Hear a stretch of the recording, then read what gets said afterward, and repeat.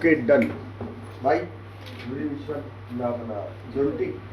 Activity first में कौन सी equation है, क्या करते हैं हमारा एक्टिविटी फर्स्ट में? सर हम मैग्नीशियम रिबन को बंद करते हैं और सबसे पहले उसको सैंड पेपर से उसको रब करते हैं ताकि उसकी मैग्नीशियम रिबन मैग्नीशियम ऑक्साइड की लेयर हट जाए और ऑक्सीजन उसको पिघल जाती है। वो बर्न होता है नटिक, वो जो बर्न होता है तो उसका फ्लेम कैसा होता है? डेजलिंग वाइट फ्लेम होता है भाई। उससे जो पाउडर बनता है उस पाउडर का क्या फॉर्मूला है? हाँ mg, ठीक है। उसका अगली एक्टिविटी है सेकंड एक्टिविटी। सेकंड एक्टिविटी में क्या बताएगा तू, क्या ऑब्जर्व कर रहा है तू सेकंड एक्टिविटी में? सेकंड एक्टिव में सर हमने नाइट्रेट का सॉल्यूशन दिया टेस्ट ट्यूब में। हाँ उसको पोटेशियम उसमें डिसॉल्व कर दिया हमने। हाँ फिर उससे हीट रिपोर्ट तो हीट रिलीज होती है। और उसमें खास बात है क्या ऑब्जर्व कर रहे हैं? तूने एक्टिविटी तो देखी है, क्या ऑब्जर्व कर रहा है? खास बात की उसमें तो हाँ? कलर चेंज हुआ। कलर चेंज कैसा हुआ? येलो हो गया, पहले कलरलेस। और एक चेंज है, क्या चेंज? दो सोल्यूबल सब्सटेंस और उनसे एक सॉलिड सब्सटेंस बन गया। और उस सॉलिड सब्सटेंस को हम क्या बोलते हैं? प्रेसिपिटेट। प्रेसिपिटेट। और ऐसे रिएक्शन को प्रेसिपिटेट रिएक्शन बोलते हैं। प्रेसिपिटेट फॉर्म हो रहा है यहाँ पर। तो यहाँ ये जो एक्टिविटी है, जो तीसरी एक्टिविटी है बनी, उसमें हम क्या कर रहे हैं? उसमें क्या ऑब्जर्व कर रही है? तो क्या दिख रहा है उसमें? जब हम दो सॉल्यूशंस को मिलाते हैं, मतलब एक सॉल्यूशन है उसके अंदर जब हम पानी को मिलाते हैं तो वो बनने लग जाता है। थर्ड एक्टिविटी की बात कर रहा हूँ मैं। थर्ड एक्टिविटी बिल्कुल सही ऊपर है, जिसमें ना जिंक ग्रेनुअल्स में या तो हम HCl या H2SO4 मिला रहे हैं। समझ गए? जिंक क्या है? जिंक क्या है? जिंक का कुछ पता तो होगा तुम्हारे को? जिंक किस कैटेगरी में आता है?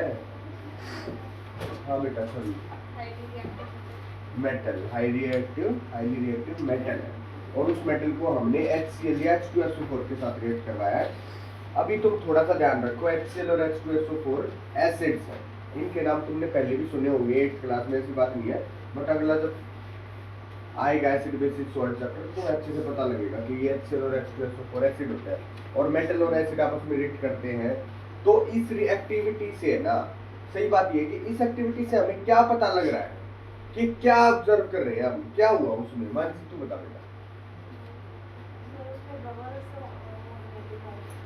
तो इसका मतलब क्या है? वहां पर क्या रिलीज हो रहा है? कुछ तो हो रहा होगा, एक गैस रिलीज हो रही है, एक ऐसा रिएक्शन जिससे गैस रिलीज होती है। हाँ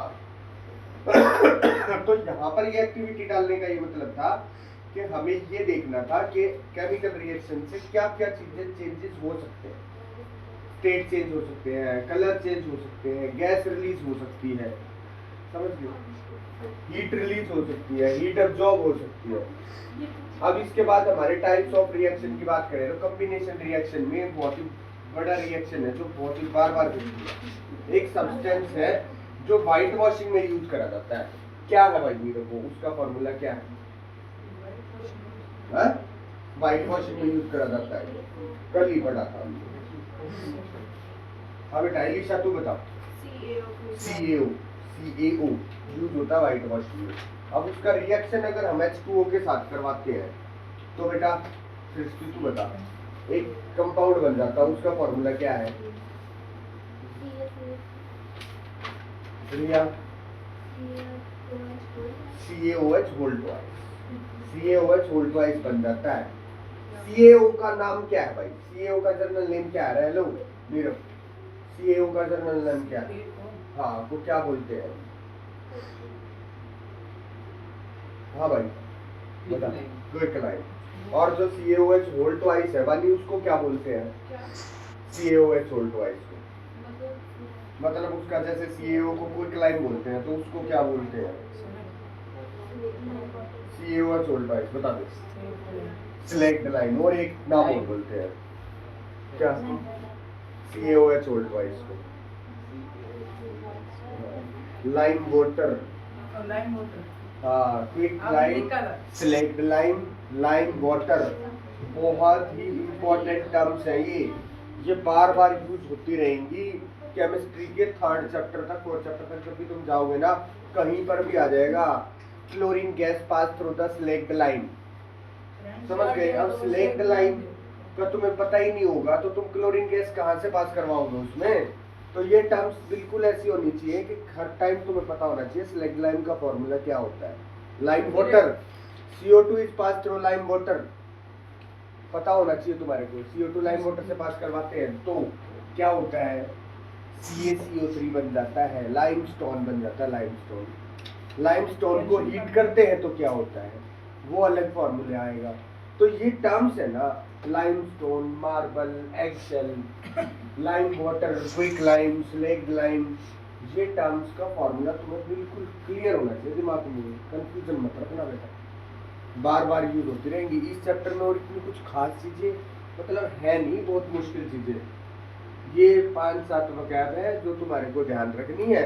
और ये रिएक्शन की टाइप है जिनका बिल्कुल क्लियरली हमें पता लग रहा है भाई। कम्बिनेशन रिएक्शन मतलब कंबाइन हो रही है चीजें, डिकम्पोजिशन मतलब डिकम्पोज हो रही है। तुम अच्छे से अभी भी तैयार नहीं हो पाते, एकदम से जैसा आंसर मेरे को चाहिए ना वैसा नहीं हो पाते। चलो कोई बात नहीं, अभी साइंस स्टार्ट करते हैं अपनी।